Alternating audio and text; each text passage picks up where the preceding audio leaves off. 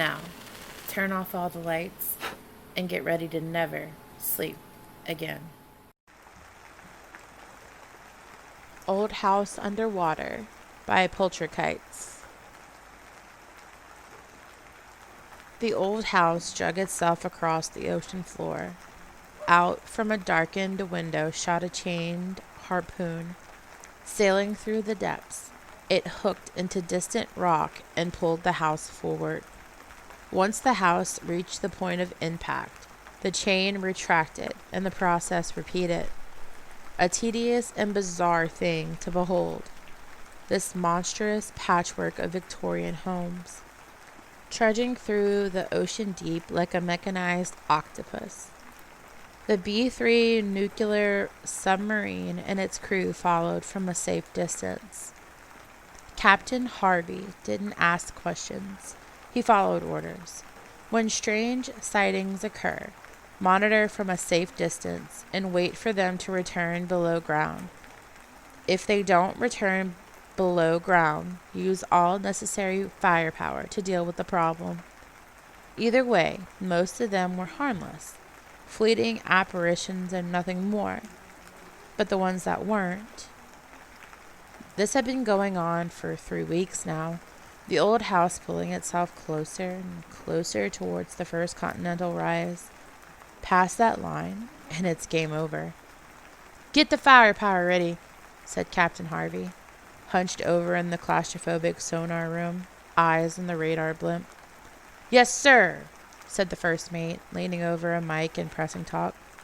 "Tracking party, man your stations," he said.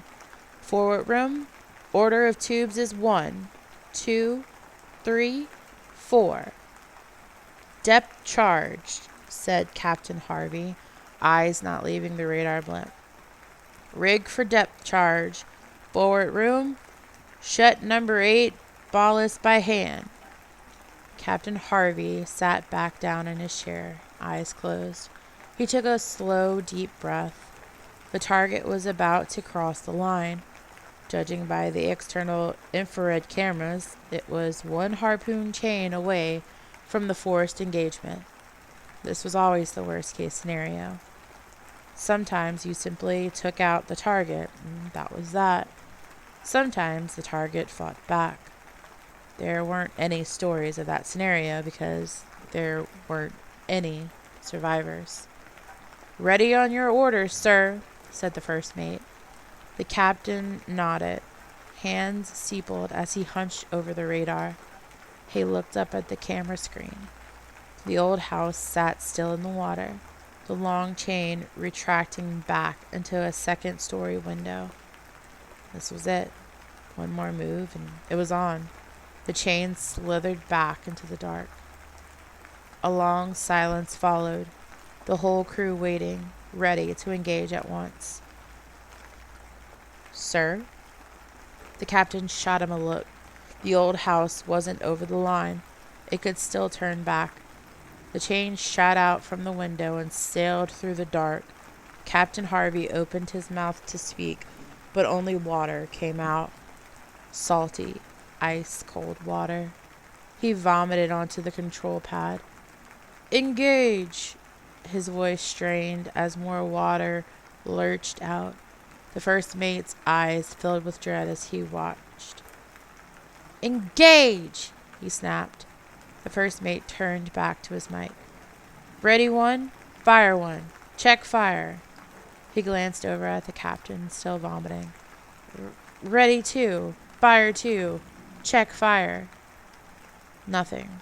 The crew was silent. The first mate looked back over his shoulder, down the narrow hallway past the mess hall. He saw something terrible.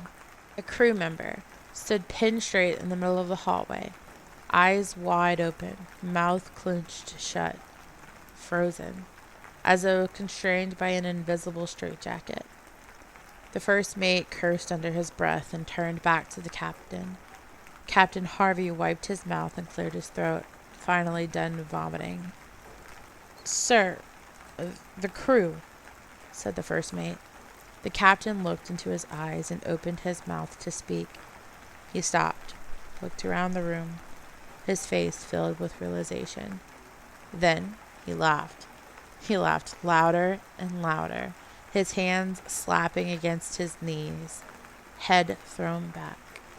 The first mate looked around, wondering what the captain realized. Then it hit him. The walls were getting closer. The room was getting smaller around them. The submarine was shrinking. The submarine was shrinking. Titanium walls pulling closer and closer while they remained the same. He turned back to the radar. The old house was gone. Greetings, spoils and ghouls. If you like this video, be sure to give it a thumbs up. If you'd like to see more, subscribe and hit the bell so you don't miss out.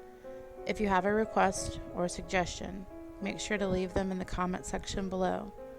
We hope you enjoyed this video, and remember to stay spooky.